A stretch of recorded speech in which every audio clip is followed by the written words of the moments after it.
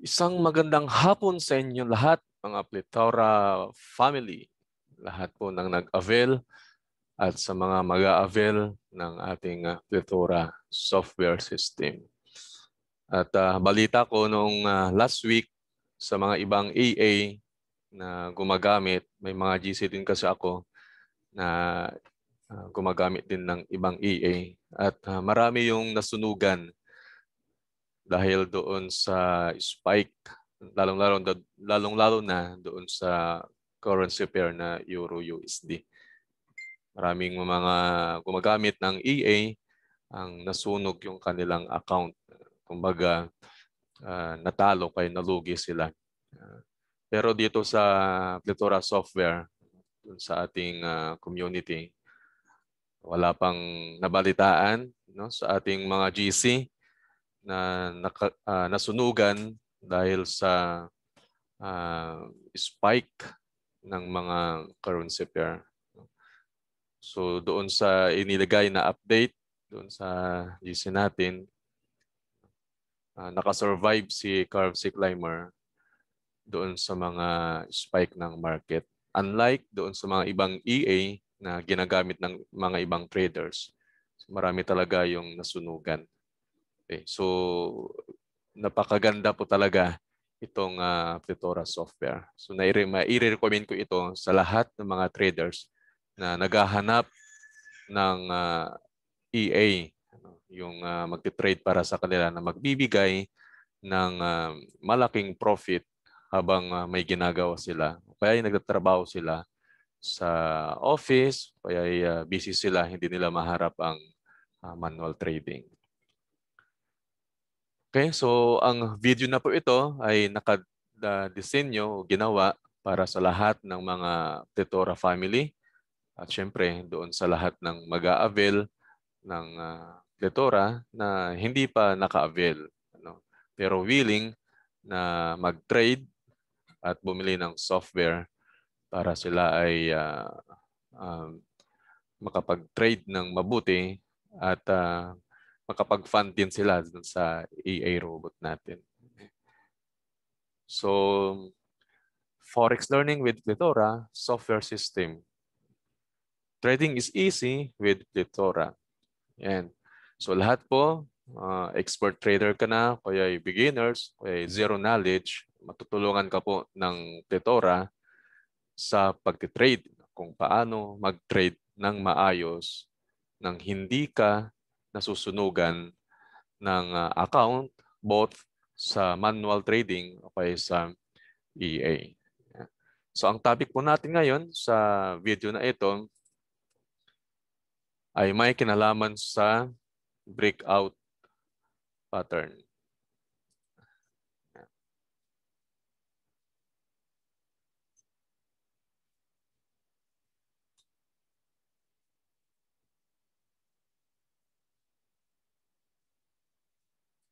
Okay, so ito po yung ating lesson for today.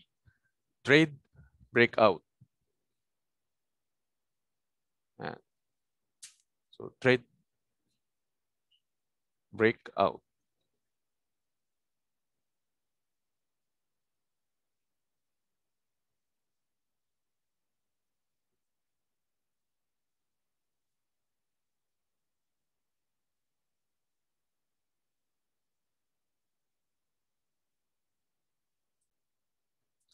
Okay, welcome back. Mayroon lang po tayong inedit sa ating ginawa. Okay.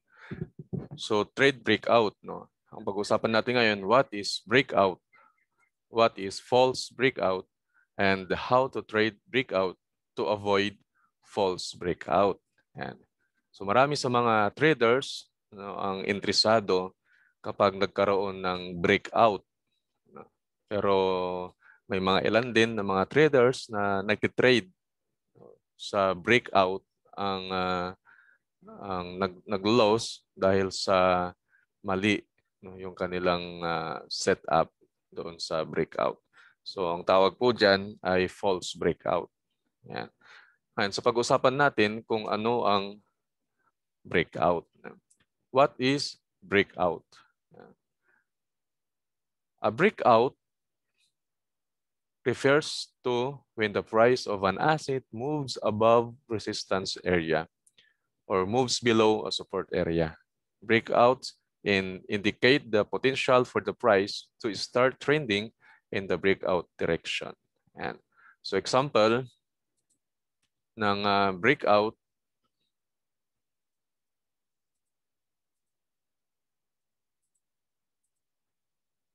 okay, so halimbawa, ang market ay ganito po yung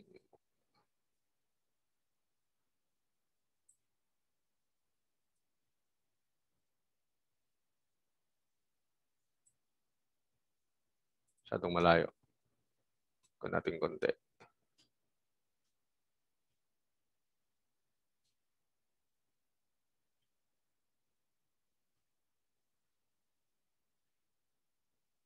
Okay, so halimbawa, ganito yung nakikita natin sa market. So ito po yung resistance. Pangit ng ating resistance. Ulitin lang natin.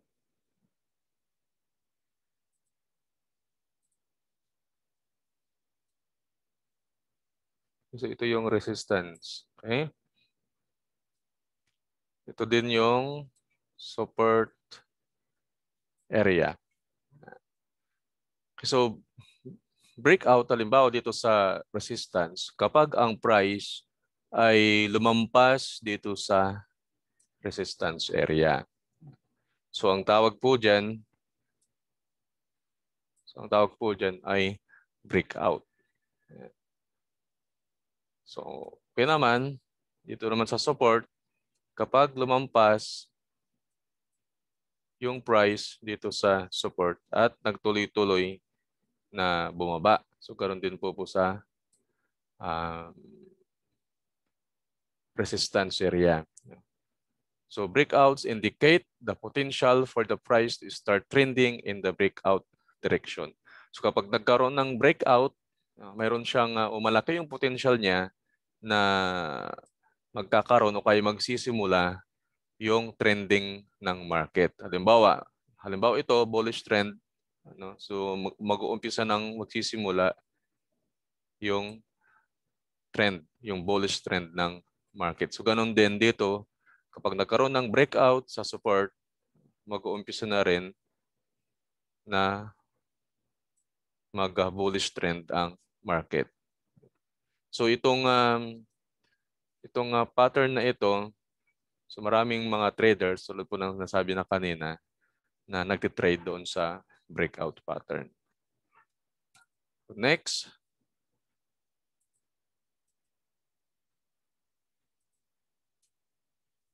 Ito namang false breakout.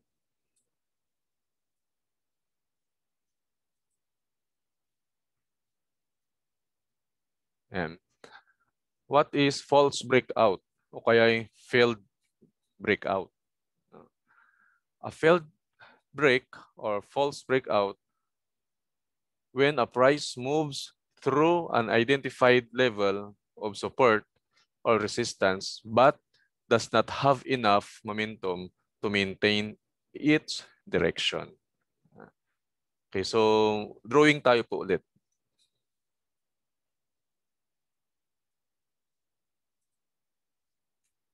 Okay, so halimbawa ito yung market.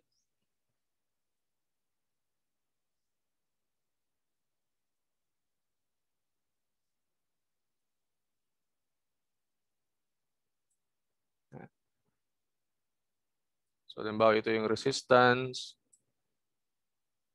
And ito yung support.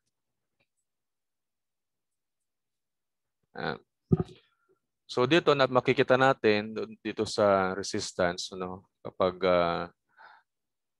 pumunta dito, tapos bumagsak, pagdating sa support, tumaas, pagdating sa resistance, nagkaroon ng breakout, pero false breakout pa lang nangyari dahil bumalik siya doon sa support. Dito naman, nagkaroon ng false breakout ulit kasi nung na-breakout niya, bumalik ulit papunta sa taas. Ayan. So yun po yung ibig sabihin ng false breakout. Ayan. At marami sa mga traders na kapag nag-buy sila, sa area na ito dahil nag-breakout. Sila ay ang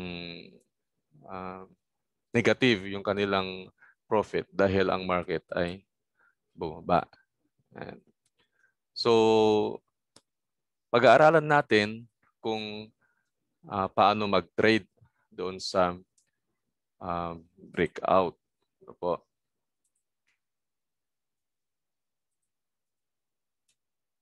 How to trade breakout to avoid false breakout. So halimbawa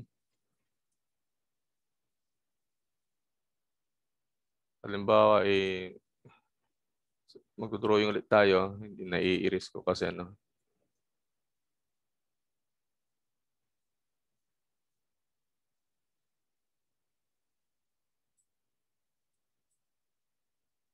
So ito yung resistance. So sabihin natin nagkaroon ng breakout dito. So nagkaroon ng breakout. Ngayon, para hindi tayo magkamali doon sa pag-trade ng breakout. So alamin natin, tignan natin kung ano yung rules doon sa pag-trade ng breakout. So example, halimbawa, example na nga, may halimbawa pa, no?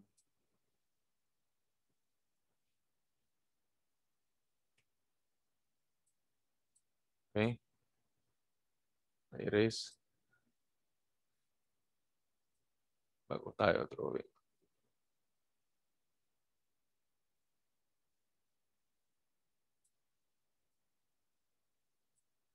Okay.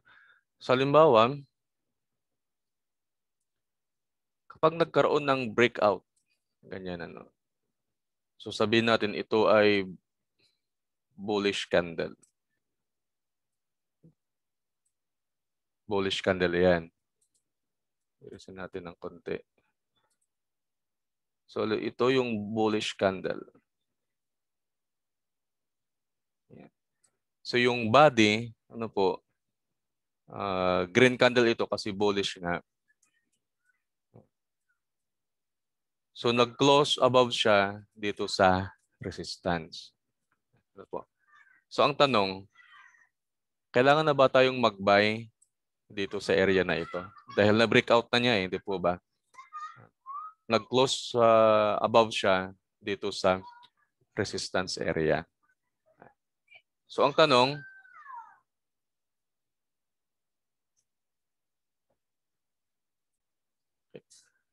kailangan ba na mag-buy tayo? Halimbawa, buy dito sa area na ito, sa level na ito. So, buy pataas. So, ang sagot ay hindi pa kailangan. Okay, na-erase ko na naman. Laging nai-erase. Drawing tayo ulit. Pasensya na po.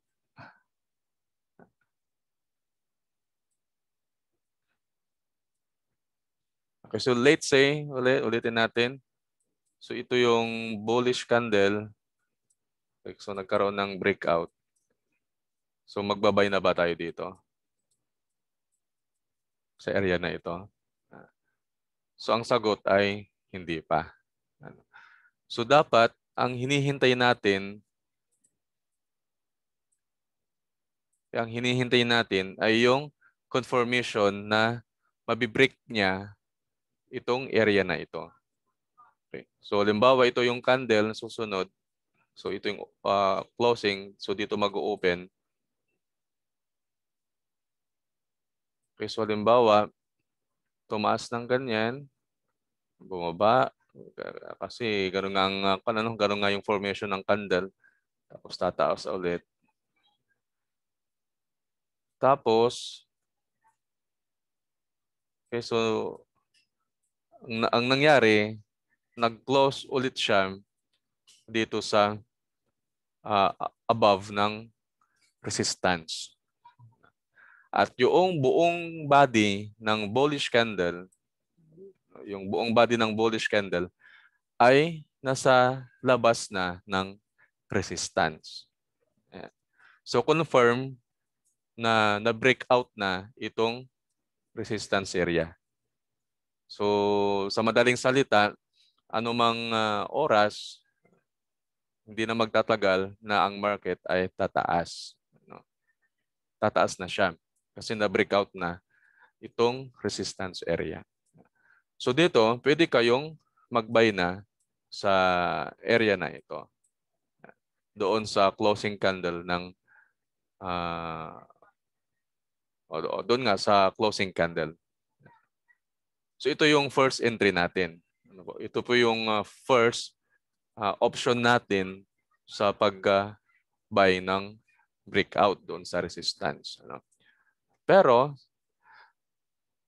kung gusto nyo pa na maging hindi kung gusto nyo pa na mas secured pa, no, magkaroon kayo ng mas secured pa kayo doon sa account ninyo na hindi kayo magkaroon ng losses. No? So hintayin pa natin na ang market ay bababa at i-retest niya muli itong area na ito. Yan. I-retest niya at tapos magkakaroon ng entry trigger. So yung entry trigger natin, it's either hammer candle o kaya engulfing pattern. Okay. So kapag retrace niya at nagkaroon ng entry trigger, so buy position tayo. Yeah. Okay. So first enter, ito po yung first enter na natin noong nagkaroon ng breakout confirmation itong resistance, no, dahil sa bullish candle. So dapat yung bullish candle, yung confirmation na talagang mabi-break out ay yung whole body ay nasa labas ng resistance area. Okay, so ito po yung first option. Second option, para mas secured pa yung ating entry, yung ating position. So hintayin natin na bumalik siya, i-retest niya itong area na ito. So kapag ni-retest niya, so hintayin natin kung mayroon tayong makikitang entry trigger like candlestick pattern, yung hammer, kaya engulfing pattern, etc. So ito po yung first ko natin. Ito po yung first and second entry natin. So dito, so hindi pa tayo kailangang mag-buy. Hindi tayo magbabay dito. Kasi baka magkaroon ng false breakout. Ayan po yung tinatawag natin na false breakout. So halimbawa itong candle na ito ay nag-close siya below sa resistance area. So ibig sabihin yan, malaking posibilidad na ito ay tutuloy na bababa. So ganoon din po dito sa support.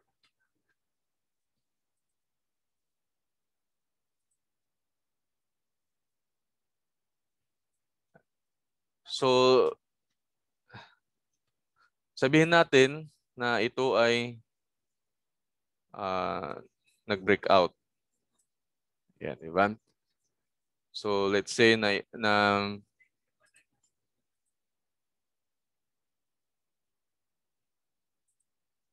ito ay bearish candlestick.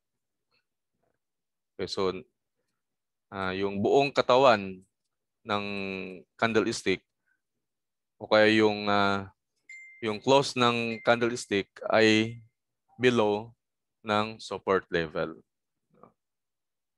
So breakout, di po ba? So meron na siyang breakout. Second, dapat hintayin po natin na magkaroon ng confirmation. So ang confirmation po natin ay kailangan na yung susunod na candlestick ay nasa labas siya ng support area. So pwede na po tayong mag-entry, sell position. So dito, hindi pa pwede. Huwag muna po tayong mag-entry ng sell position dito. Kasi baka magkaroon ng breakout pattern. Okay, so ito po yung first entry natin. Po. Sell. So ang second entry, yung second option natin para mas secured pa yung ating position, so hintayin po natin na i-retest niya itong level na ito. So i-retest niya itong level na ito at kung umappear, lumabas si entry trigger natin, so halimbawa shooting star, kaya engulfing pattern, ito po. So doon na po tayo maglalagay ng entry position, sell entry. And so dito sa breakout, so hindi pa tayo magte-trade. Ano po? So hintayin po natin na magkakaroon ng confirmation na talagang magkakaroon ng breakout. And then para kung gusto niyo pang maging secured yung position natin, so retest, hintayin natin na mag-retest dito sa area na ito ng support. Yan. Sa akin, mas maganda para sa akin doon sa second option. Yung i-retest nyo muna yung support o kaya yung resistance bago maglagay ng position.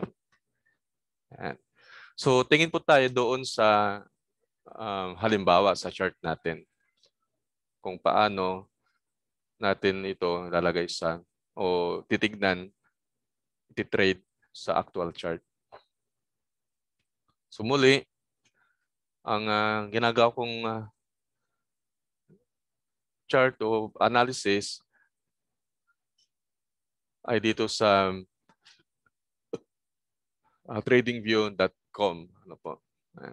Tsaka ako pupunta sa MT4 pag nagkaroon na ng magandang setup na nakita ko para i-trade.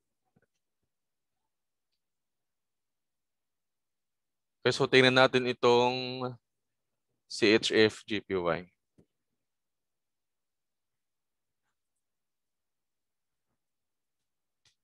So halimbawa,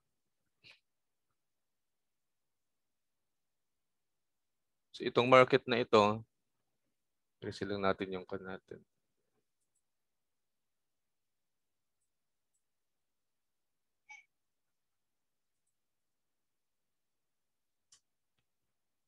Okay, so meron tayong support and then resistance. Ano po? Sa area na ito, to support, bounce off yung support, tumaas, tapos support ulit, tapos resistance, bumaba. Okay, tapos niretest niya ulit, tapos bumaba. So ito na, simula na ng ranging. So nagkaroon na ng ranging ang market. Ano po? Kasi 1, 2, 3. 1, 2, 3. Ano po? Ilang beses nang niretest itong level na ito. So tingnan po natin dito, pag lagay dito, pagdating dito sa area, okay, so na-breakout niya. Okay, so nagkaroon na siya ng breakout. Itong candle na ito,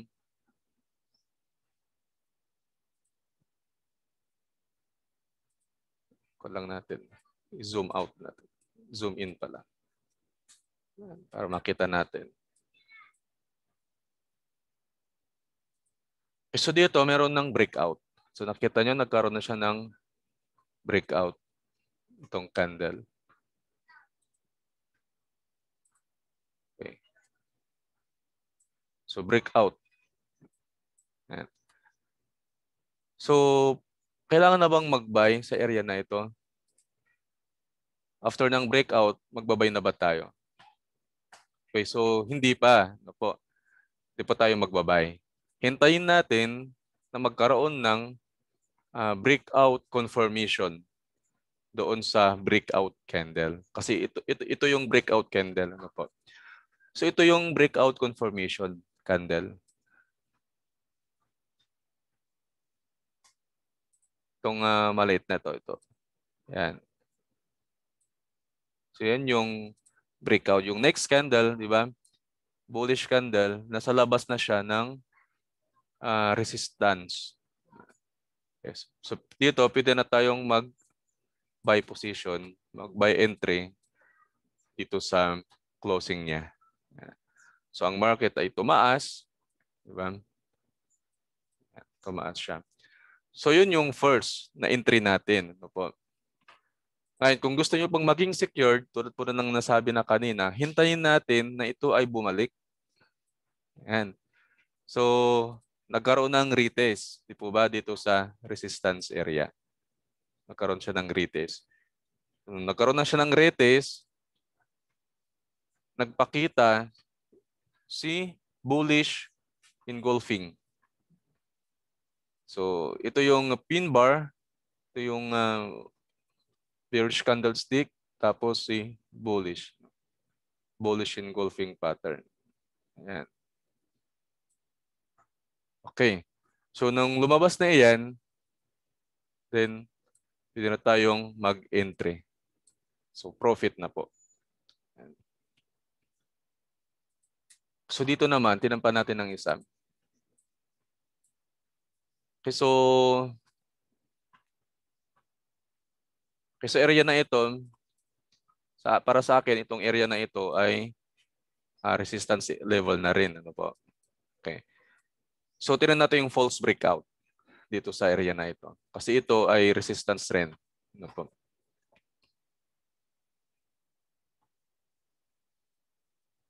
Okay, so ito yung false breakout.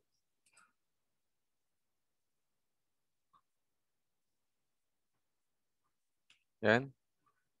So, dito. So, ito yung breakout, no? Breakout candle. Tapos mayroon siyang confirmation. Nasa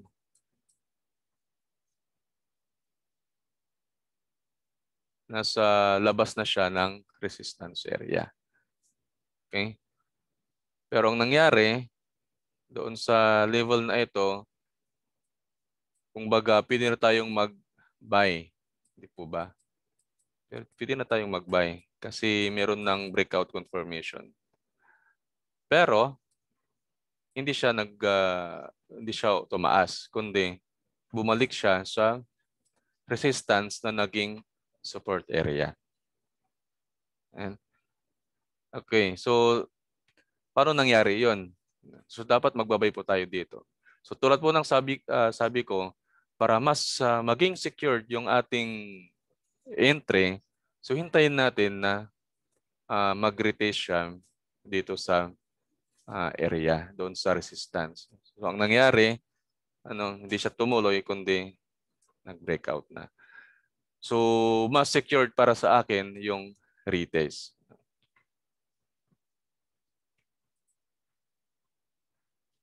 So pagdating niya dito muli,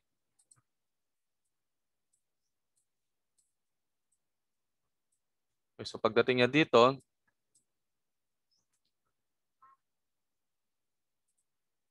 okay, so ang market ay bumaba.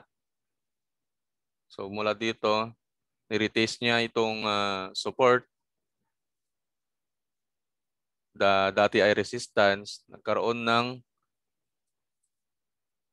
ito na naman, bullish engulfing. Dalawa. Tapos, bumalik. Pagkatapos niyan, pupunta siya sa support. Support area. Tapos, nagkaroon ng breakout na naman dito sa resistance area. Kasi nung nandito siya, naging support na. So, kapag ang market ay nasa baba ng line na ito, ng level na ito, so, resistance siya. So, ngayon, mayroon siyang breakout. So, ang breakout candlestick, ay ito. Okay? Kasi nasa labas na siya ng resistance area. So ito yung breakout candle, ito yung breakout confirmation. So dito, hindi siya nag-confirm, itong candlestick na ito, hindi siya nag-confirm na i-break niya. I-break out niya yung candlestick.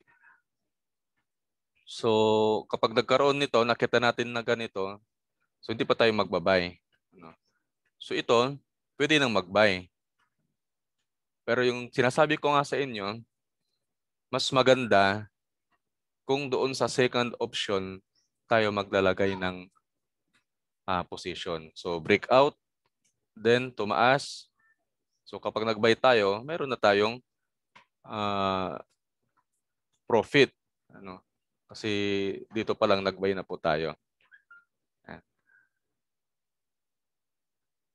So pagkatapos niyan, second entry, second option, pagdating niya sa support level na dati ay resistance, so meron na si engulfing pattern.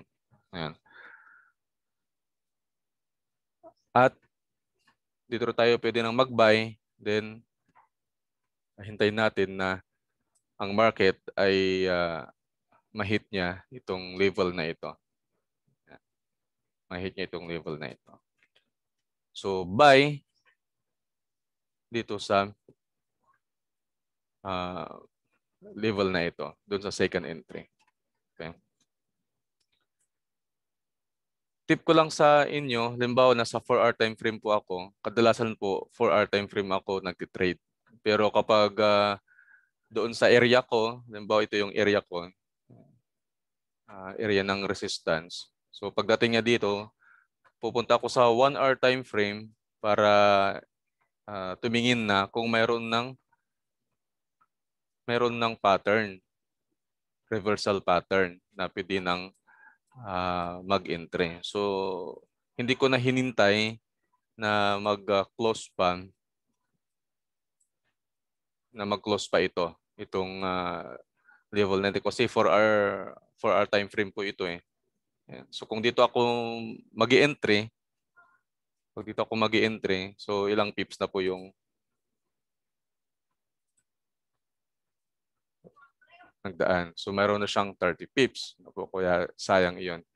So kaya ang ginagawa ko, kapag pagdating ng candlestick ng price sa level na ito, so punta ko ng 1-hour time frame at titingin tayo kung mayroon ng mas maaga na entry signal. So asan po yun ang entry signal po natin sa 1-hour time frame? Yan, ito po yun. So bullish engulfing pattern.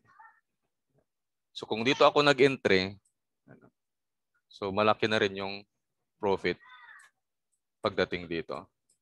Yan. Tapos, pwede rin mag-entry sa position na ito next week.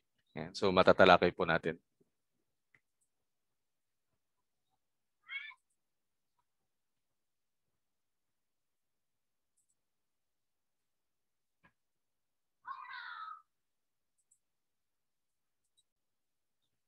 So tingnan pa natin yung ibang sample. Ito yung ibang example. Pullback, retracement, possible bearing, ranging market. Ito po. Okay, GBP, AUD. Okay, so dito sa GBP, AUD, meron na namang naganap na ranging. So kapag sinabi nating ranging ang market, ay wala siyang direksyon kung saan siya pupunta. So ranging market po. Hindi siya bullish trend, hindi rin siya bearish trend. Walang trend continuation. So tingnan natin yung breakout.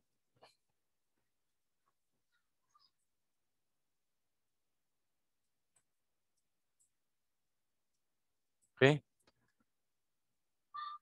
So ito yung breakout candlestick. Kasi na-break niya itong zone na ito, area of value, resistance. So mayroon siyang confirmation candle na magbi-break, na breakout talaga, breakout confirmation candlestick. So pagkatapos niyan, pwede na tayong mag-entry dito. No? Pwede na tayong maglagay ng buy position. Pero para mas secured tayo doon sa breakout trading, so gusto natin doon sa second option.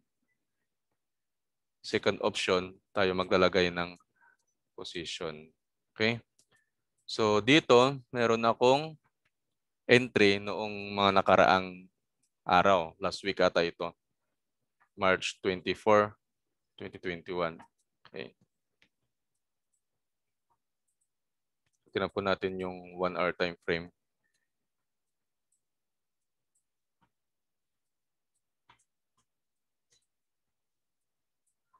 Okay, so breakout. Ito sa 1 hour time frame, di ba? Meron siyang breakout candlestick. So pwede tayong mag-buy. Ayun, ni-retest niya. Tapos, itong moving average, isa pang malaking posibilidad na talagang ang market ay may breakout niya.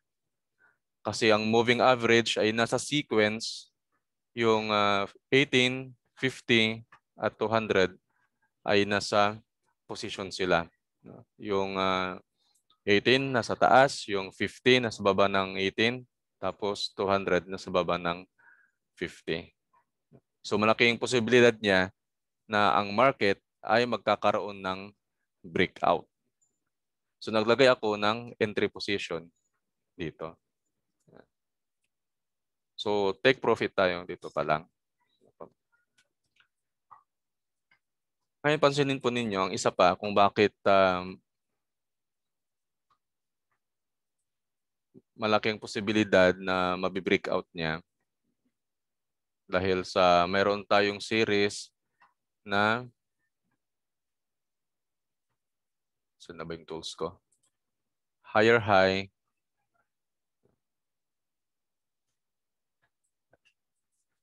higher high,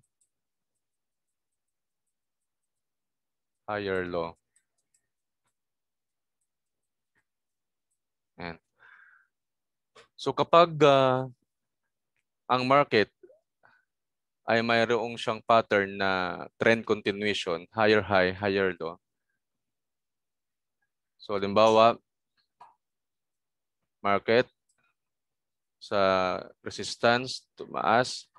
So imbis na mag-retrace siya dito,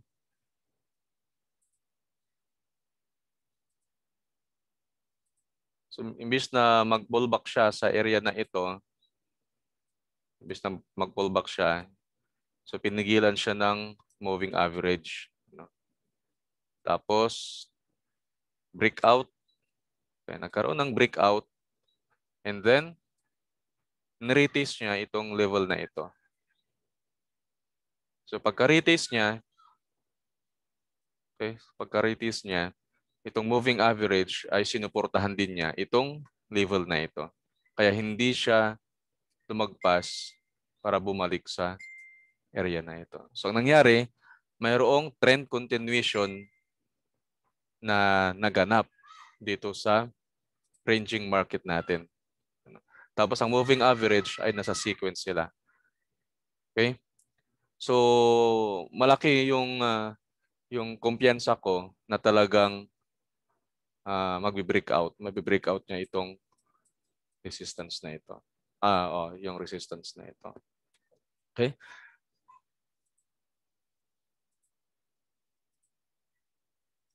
Balik tayo sa 4R. Yan.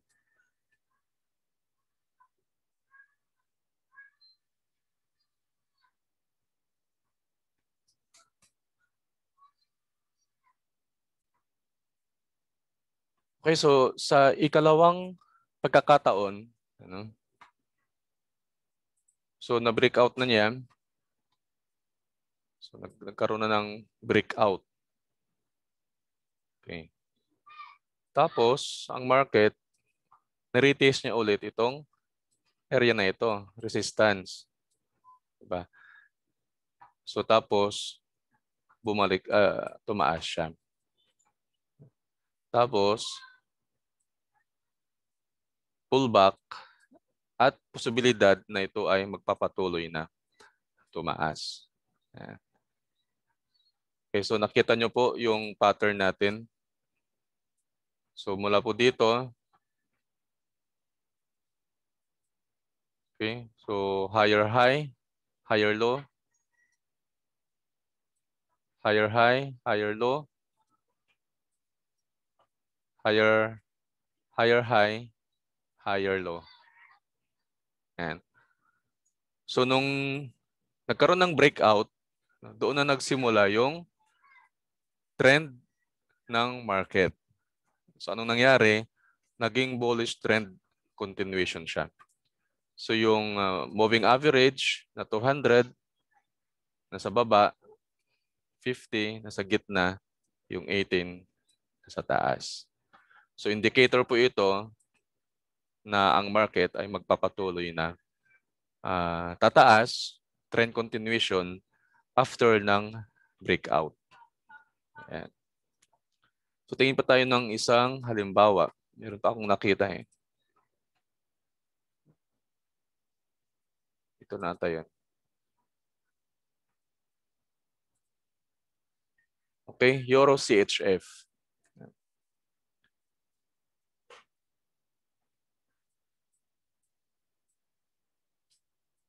Okay, so pansinin po ninyo dito sa level na ito. So ito po yung resistance. Tapos, okay, boom. Tapos niretest niya. Tapos bumalik. Tapos karoon ng breakout candle. Okay. So nagkaroon ng breakout candle, walang confirmation na nangyari. Di po ba? Okay. So wala siyang confirmation. Tapos meron siyang retest. So nag-retest siya. Meron siyang retest. And then, sa area na ito, sinuportahan ulit siya ng moving average. May support ang moving average natin na 18 EMA sa 4-hour time frame natin. 50 nasa gitna at 200 nasa baba. So, unti-unti siyang lumalagay sa tamang posisyon yung ating moving average.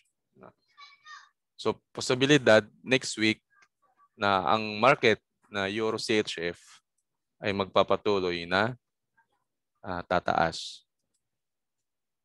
Ayan, meron akong naka-prepare. No? Prepare to buy at AMA. So it's either dito sa AMA o kaya dito sa 50 AMA. 18 o kaya 50. Ngayon, isa pang pa natin kung talagang magbe-breakout ito.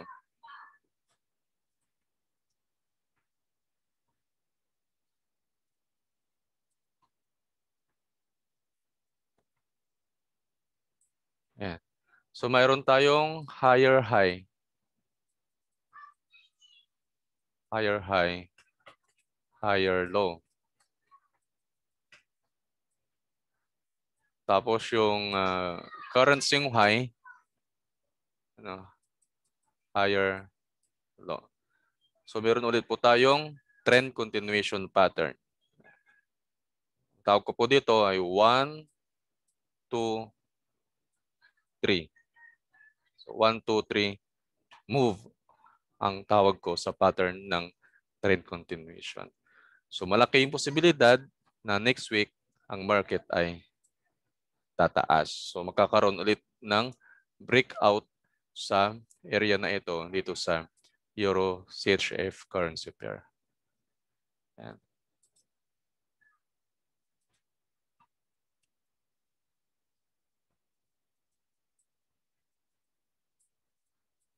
So ganun din po sa bearish breakout. So tingin po tayo kung mayroon pong breakout na makikita natin.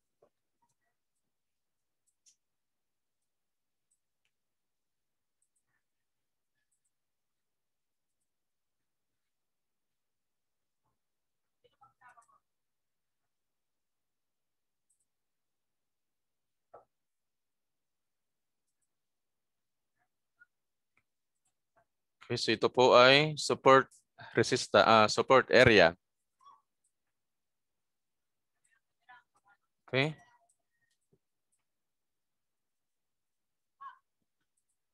So ang market ni-retest niya yung support, tapos nagkaroon ng breakout sa candlestick na ito, itong red candle. Doon sa previous niya, titirang natin, so nakailang beses, multiple times, na nagkaroon ng reaction dito sa level na ito. So, dito sa area na ito, okay, so nagkaroon ng retest ulit sa support. Then, si AMA na 18 at si 50 at si 200 ay unti-unti na siyang nakasequence. So kaya nakaposition na po talaga, no, na talagang ito ay magkakaroon ng breakout. And so nung nagkaroon ng breakout candlestick ito, sa level na ito, diba? Walang breakout confirmation sa next candle, kundi puro green. Yan, puro green siya, bullish candlestick. Pero kung papansinin ninyo, itong mga candlestick na ito, pinapakita na wala siyang kakayahan para magpatuloy o wala siyang kakayahan para bumalik muli doon sa resistance, tumaas. Ayan. So ang nangyari,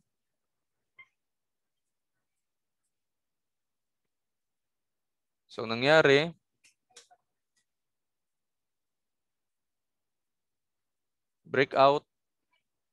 Ayan. So dito, pwede po tayong mag-buy, mag-sell sa area na ito.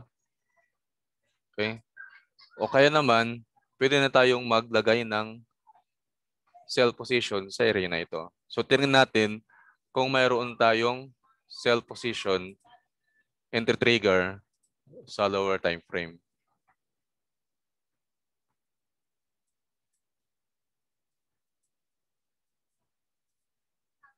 So, tingnan po lang natin. So ito po yung breakout natin sa 1 hour time frame.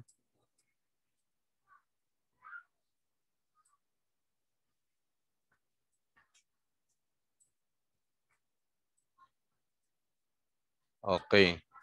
So ito po yun. Yung kanina, yung mga candlestick na maliliit. Okay. So breakout. So nagkaroon ng breakout. Then, sa 1 hour time frame, yung next candle, hindi siya confirmation candle. Pero, sa susunod na candle, lumabas si confirmation candle. Si bearish, nasa labas na siya ng support. Okay? Nasa labas na ng support. Tapos, pwede na tayong maglagay ng buy, sell entry. Pero, para sa akin, gusto ko pang i-retest niya muli. Kasi, mas gusto ko na mag-retest siya. Ito sa area na to. Kaya nung ni-retest niya, si AMA na 18, sinuportahan niya itong level na ito, itong level of support. At lumabas si entry trigger natin. Yan.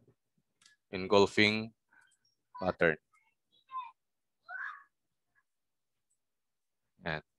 So sell position.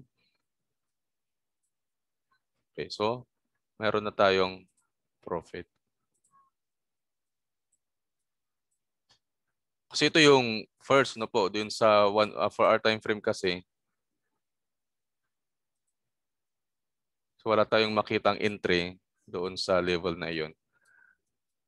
Kaya pumunta tayo sa 1 hour time frame kung mayroon siyang entry trigger. Okay, so, di ba? Dito, sa 4 hour time frame, dito pa lang lumabas yung entry trigger natin. Pero sa 1 hour time frame, dito pa lumabas na yung entry trigger. Kaya mas malaki yung profit natin kung dito. Okay. So, lagi po nating tignan kung higher time frame po tayo. Halimbawa, nag-trade tayo sa 4 hour time frame at wala tayong makitang entry trigger sa higher time frame. So, magbawas tayo ng time frame, punta tayo doon sa 1 hour time frame para makita natin kung mayroon ng entry trigger. Okay, so breakout, tapos retest, and then tuloy-tuloy na siyang bumaba. So pagkatapos niyan, mula sa level na ito, nagkaroon din ng breakout. Yan. Kasi ito po yung pag-trade natin kung paano mag-trade ng breakout pattern. So wag po tayong maiiwasan po natin yung ating false breakout, ano, yung pagkatalo sa market sa pag-trade ng breakout. Kung hihintayin natin o nagtitiis tayo na hintayin yung ating rules tungkol dito. So yung rules natin sa breakout,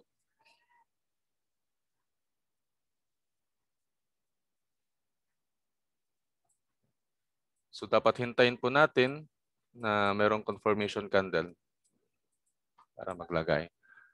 Pero, ang tip ko po sa inyo, mas maganda kung sa second option po tayo maglalagay ng entry doon sa breakout. So wag po nating habulin yung trend ng market. So halimbawa nagkaroon ng breakout natin tapos maglalagay po natin. So baka magkaroon tayo ng false breakout. So hangga't hindi pa lumalabas yung pattern natin, yung entry trigger natin, so wag po tayong mag-i-entry.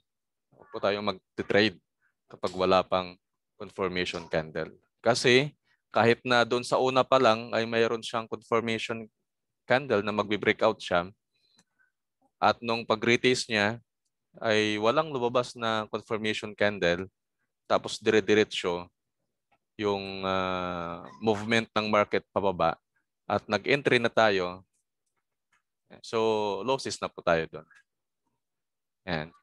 So disclaimer lang po, hindi po lahat ng technique o pattern ay 100% na po na win, panalo. So meron ding pagkakataon na kahit sinusunod natin yung rules, yung pattern, merong panahon, time na talagang hindi siya umaayon doon sa ating analysis. Pero yung winning rates niya doon sa technique natin, sa analysis natin, ay mas mataas kumpara doon sa losses. Kung sabihin natin na 60-50 o 60-40, diba? Yung winning rate niya, 60 win, 40 losses. So, profitable pa rin tayo. 70-30, so profitable pa rin tayo kahit na mayroon tayong losses. So, kailangan po na mag-stick tayo, no, doon sa ating rules na ginagawa sa mag-trade ng market. Okay, so tingin pa tayo ng magiging kalagayan ng market next week. Ano ba ang magiging kalagayan ng market next week sa mga currency pairs? Kasi unahin natin si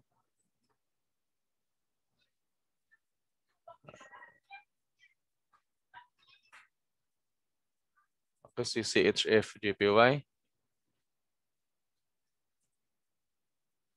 Okay, breakout pattern din pala ito. Ano po? Kasi ito yung kanina na sample natin. Okay, tulad ko ng sinabi ko,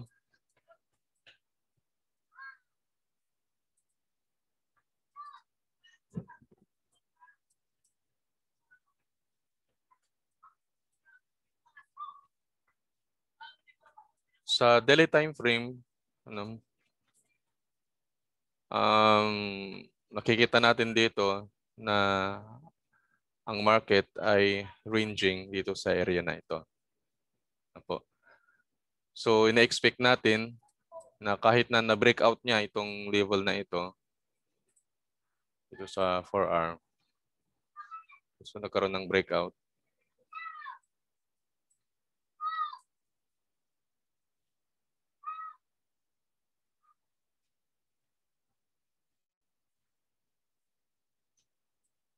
nagkahang yung code natin. So, aasa natin next week na ang market sa CHF JPY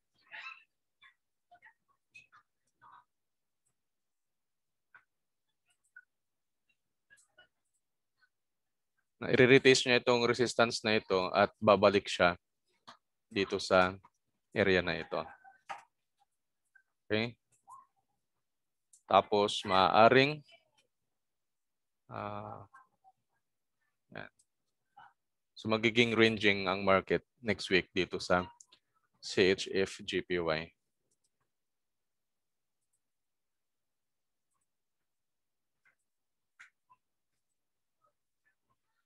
NZD USD. Siya lang nandito. Pullback before lower. Okay, so tingnan natin yung kalagayan ng market sa daily time frame. Ayan. So next week, para sa akin, ang market ay aangat pa siya. Okay. Maaring susuportahan siya ng AMA o kaya 50 o kaya itong 18 dito sa area na ito. Tapos babalik.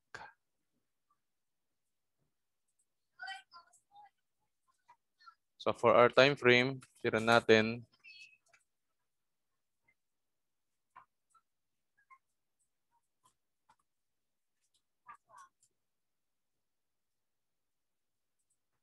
okay, so expect natin na ito ay tataas sa level na ito. Itong moving average na 200 ay maaaring sumalubong siya sa price. Ayan. And then, magiging lower ulit. So, yan po yung market, CHF JPY. At ang isa pang dahilan kung bakit patuloy ito na mag-lower, po, kasi dito sa trend line natin na nagpapakita na talagang ang market ay patuloy na bababa. At yung moving average natin, 200, 50, tapos 18, ay nasa position sila. So, tataas ng konti, maaaring i-retest niya itong resistance level natin na trend line, no? Trend line resistance sa level na ito bababa siya.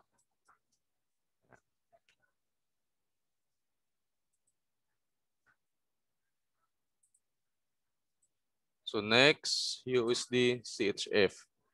Pullback before higher. Okay, so pullback before higher.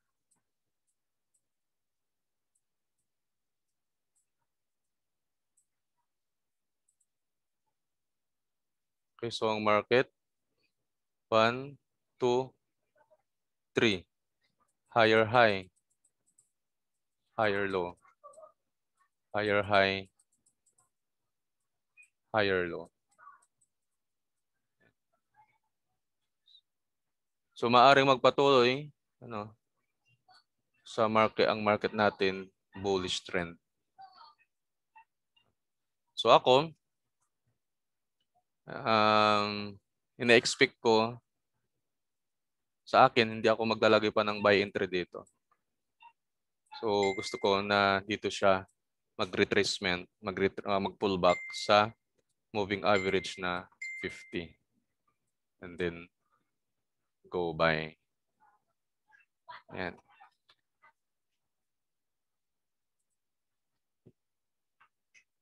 Pwede rin naman ako mag-buy dito. Kaso mayroong posibilidad, malaki ang posibilidad pa, potential niya, na i-retrace niya itong moving average na 50 before na mag-higher ulit. At maaaring lampasan niya itong resistance na ito. So, gagawin natin, titingin tayo doon sa ating indicator sa Pitora kung mayroon siyang signal. So, try nating tignan kung mayroon siyang signal sa Pitora. So, ganun po yung ginagawa ko. Nag-a-analysis ako sa trading market. At saka ako titingin sa MT4 kung mayroon siyang signal. Okay, so dito mayroon na siyang signal sa una pa lang. Then nag-retracement siya. So mayroon na siyang signal na nauna. So buy position po tayo pag open ng market. Pero gusto ko, tulad nga ng sinabi ko, mas gusto ko na mag-retracement muna siya.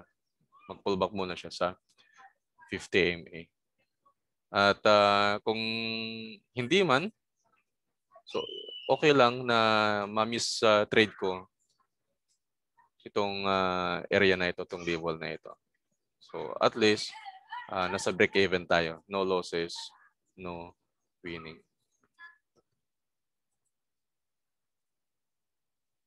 Euro GBP. Pullback, retracement, then continue lower. Okay.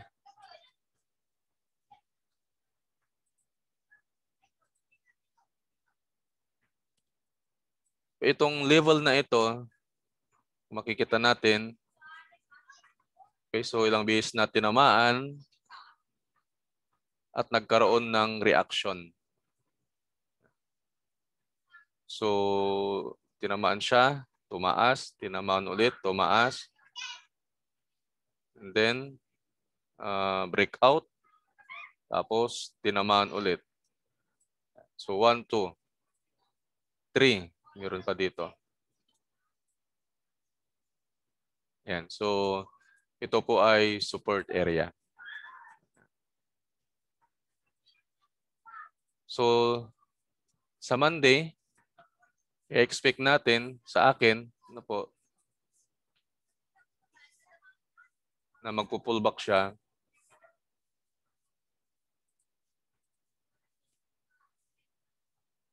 sa level na ito.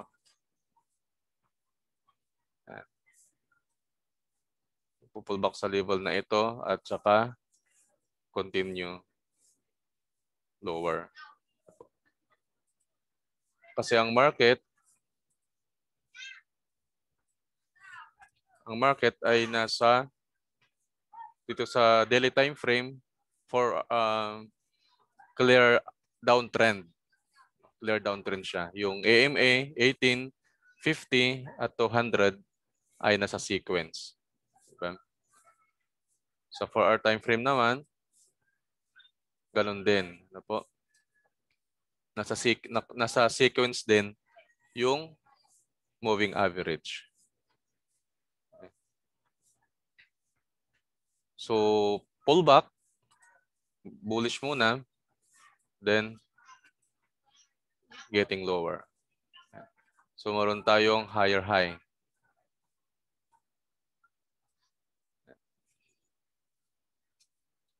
Trend continuation.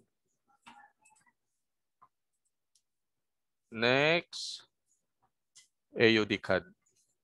Possible bearish.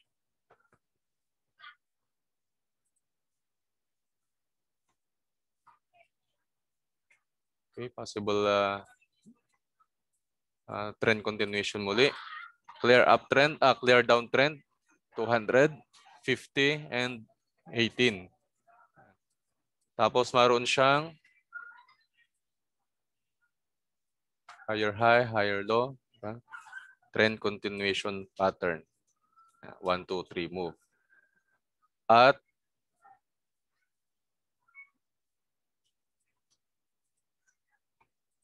yung trend line natin, pinapakita niya na talagang patuloy siya na babagsak.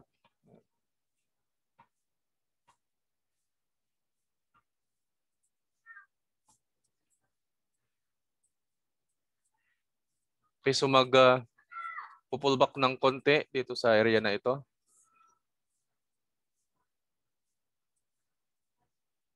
Then continue lower. Ito yung analysis ko sa susunod na linggo. Next week dito sa AUD CAD.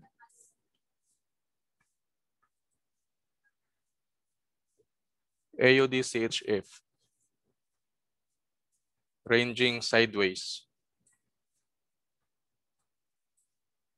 Okay. So ang market ay nagre-range lang sa level na ito.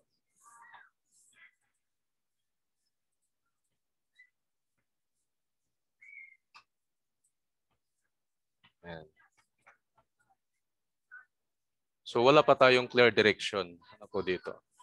So ito meron siyang breakout pero wala siyang momentum para tuluyang i-breakout yung ranging. So sa akin, next week, so, tingnan natin sa daily time frame. So daily time frame, yung bias niya ay bullish trend pa rin. No po? Kasi 18, 50, 200, nasa sequence sila. Pero wala pa tayong entry na gagawin dito sa area na ito. So ang hinihintay po natin na mangyari, so i-breakout niya ito, i-retest niya itong resistance. Ayan. So kapag niretest niya itong resistance, so wag po nating hintayin na i-retest niya ito. So dito pa lang pwede na akong mag-sell kasi nasa resistance area siya. Nasa resistance area. O kaya naman, kung hindi mangyayari iyon, hihintayin ko na magpo-pullback siya dito sa area na ito ng 50. Moving average siya daily time frame. So for our time frame,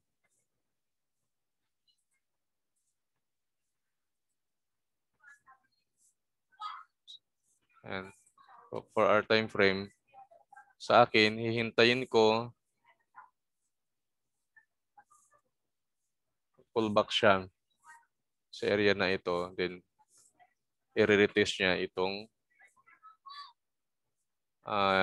resistance o kaya dito sa level na ito. Yan.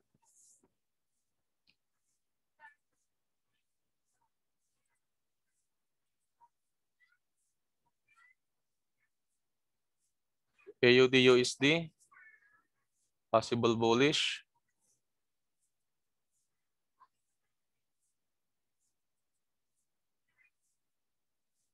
Okay, possible bullish, AUD, USD. So, bakit possible bullish siya? Okay. So, daily time frame, nasa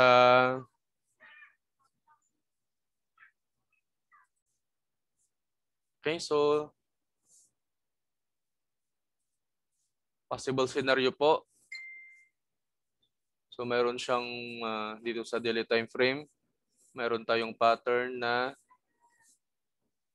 double bottom. Tapos, mayroon siyang pin bar, hammerhead, hammer candle. So, maaring bullish yung trend niya next week sa AUD USD.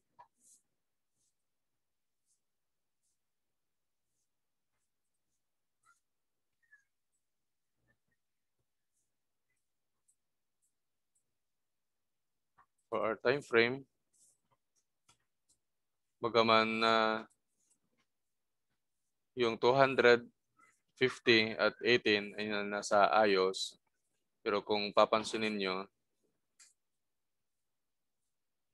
yung ating market sa 4-hour time frame,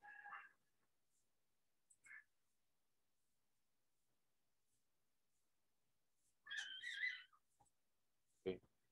So walang trend continuation na nakikita natin sa 4-hour time frame. Okay, so maaaring mag-retracement muna siya dito sa area na ito. Then tataas siya at i-retrace niya itong level na ito. Okay.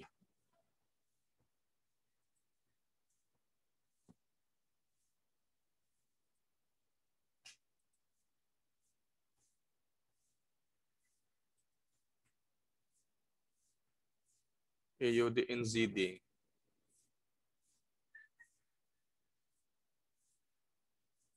Daily time frame. Tingnan natin ang daily time frame natin. Tayo sa 1 week.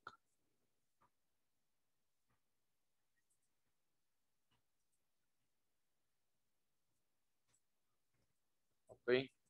Daily time frame, possible scenario, next week ay bullish. Ano bang sabi? Possible bullish. Okay? So, bakit naging possible bullish? Kasi mayroon siyang breakout na nangyari. Okay, so sa level na ito, mayroong breakout. Diba? Resistance, breakout, then retest. Mayroon siyang entry trigger na bullish engulfing pattern. 4-hour time frame po ito. Tapos sa 1-hour time frame, okay, so meron ding bullish.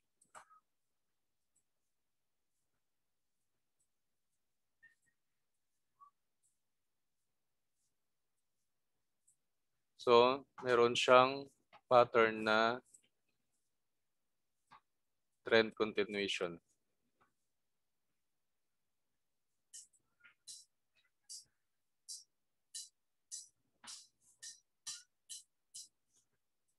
Tapos, sinuportahan siya ng moving average. 200. Yan. 1, 2, 3. So, possible na bullish. So, yung daily time frame,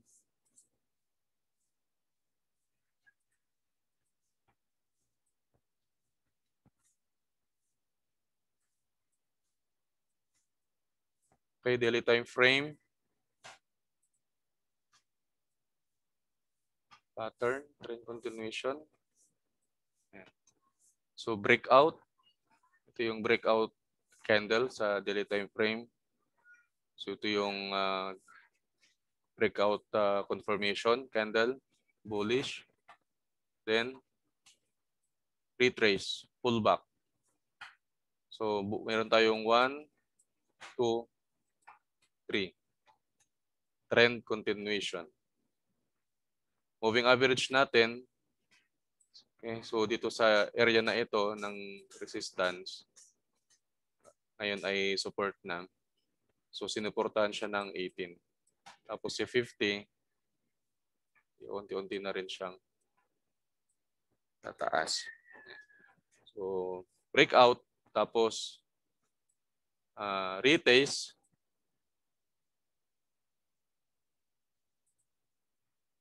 Sa lower time frame, 4 hour, mayroon siyang entry trigger.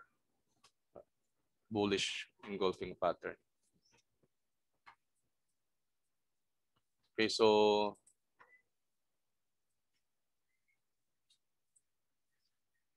yan ang magiging trend ng market sa EOD and ZD next week. No? So i-check out natin po yan. EOD JPY.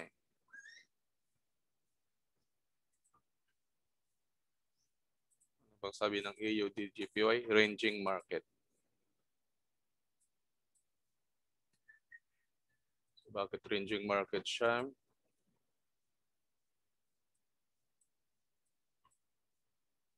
Kaya ang market kasi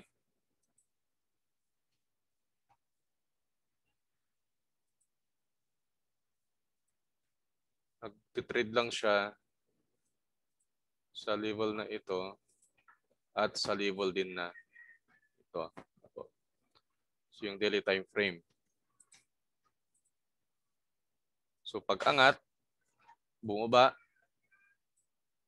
ni-retest niya, kung nag-pullback siya dito sa 18 AMA, tapos umangat ulit.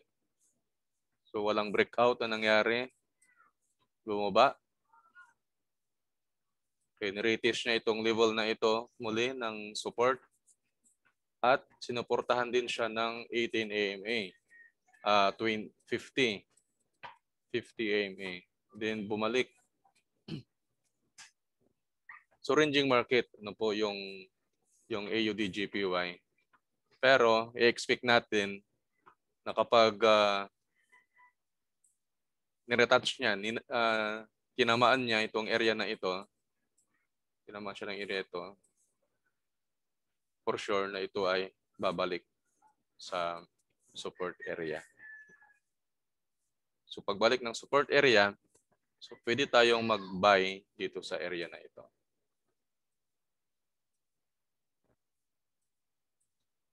So ranging market ang EUD JPY sa daily time frame.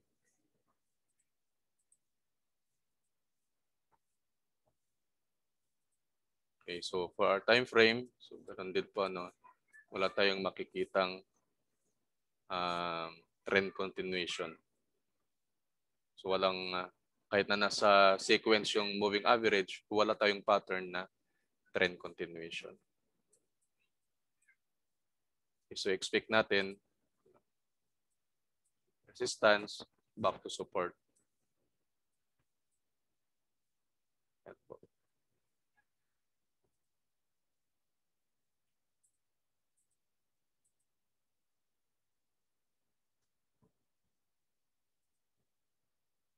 And yung last, yung paborito ng lahat,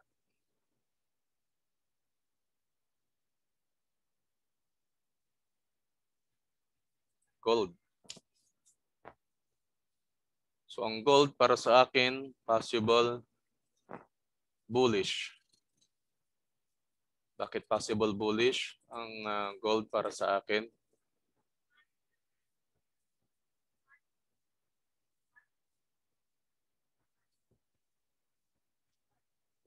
Press ko muna ito para maipaliwanag sa inyo.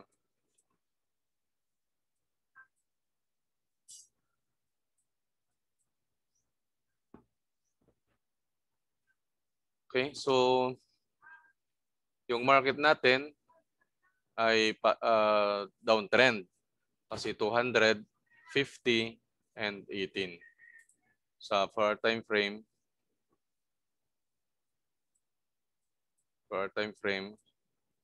wala siya sa sequence. Ano po? Okay. Pero paano ko nasabi na bullish ang gold next week? So makikita po ninyo, support, then resistance, tapos support. So meron po tayong double top, double bottom sa level na ito dito sa daily time frame.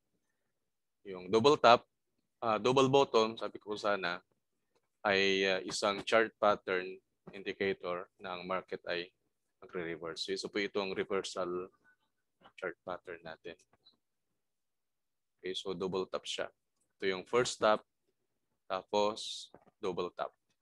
So sa area na ito, marami ang nag-buy, may nag-profit.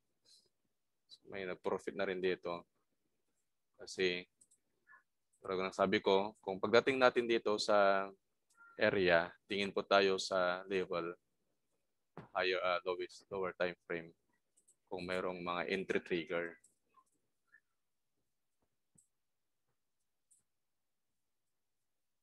Okay, so mayroon siyang pin bar, anong tawag na nito? Hammer candle. Bullish. Sa 1 hour time frame,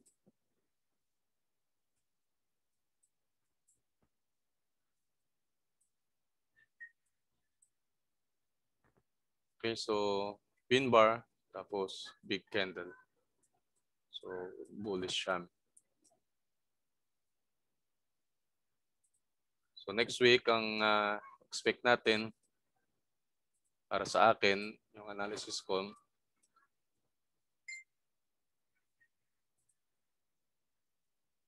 so maaari siyang mag-pullback sa area na ito. And kung papansinin nyo, ito yung area ng 200 moving average sa 4-hour time frame. Or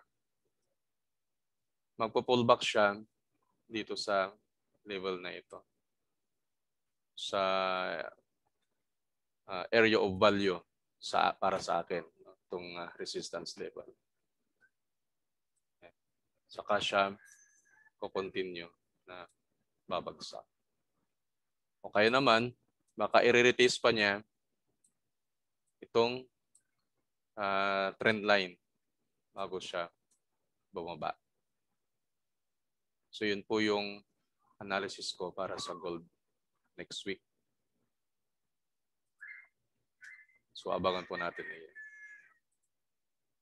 Okay, so disclaimer lang po ulit.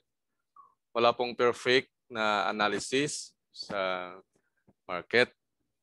Ito po. Para sa akin, yun po yung analysis ko. So meron po tayong iba't ibang analysis ng trend sa market. Pero mas maganda, no, na pag-aralan natin mabuti yung trend ng market. Paano siya nagpo-pullback, saang level siya pwedeng mag-pullback at bumalik sa kanyang trend. Kasi itong gold ngayon ay clear downtrend na. So clear downtrend na, pero nasa ranging market siya. Sa ranging market siya sa lower time frame kasi diba, hindi siya umaalis. Wala pa siyang direction. Kung magpapatuloy siya sa downtrend o kaya yung tataas ulit.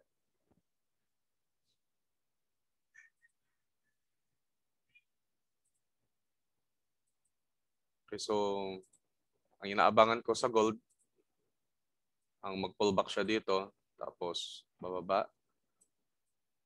So maaari siyang mag-stop ulit dito sa level na ito.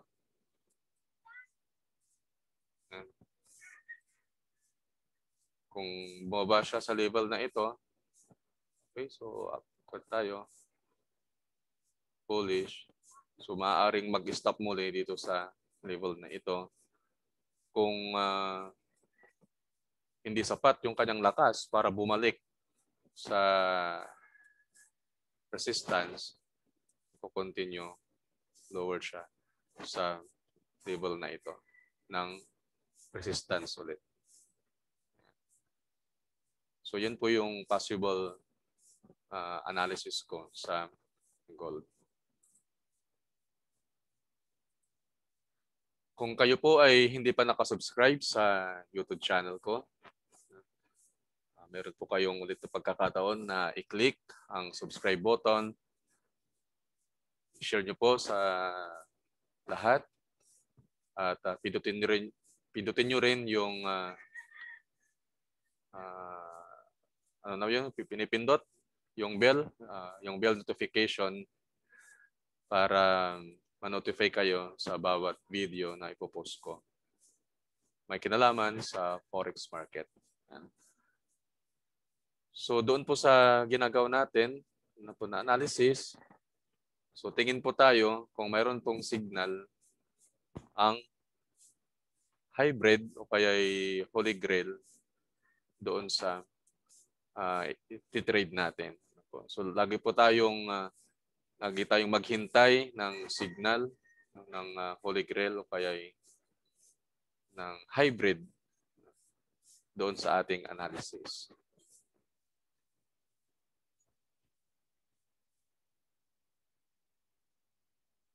Maraming salamat po sa inyo.